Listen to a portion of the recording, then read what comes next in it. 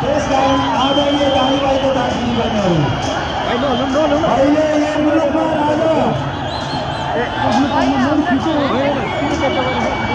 अहिले यो मुलुकमा राजा यो युवाहरूलाई चाहिएको छ।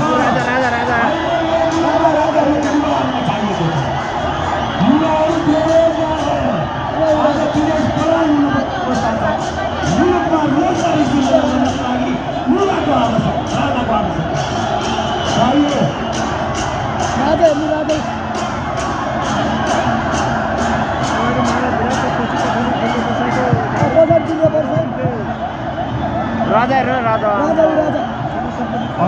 भएको गाडी अलिकति अगाडि ल्याइदिनको लागि हार्दिक अनुरोध गर्दछु। यो माइकको गाडीलाई बाटो ठाउँ छाउदिनको लागि हार्दिक अनुरोध गर्दछु। साथीहरू, यो माइक भएको गाडीलाई अलिकति सहजतापूर्वक अगाडि बढाइदिनको लागि यहाँ सबैमा हार्दिक अनुरोध गर्दछु। माइक भएको गाडीलाई अलि अगाडि ल्याइदिनुको लागि हार्दिक अनुरोध गर्दछु।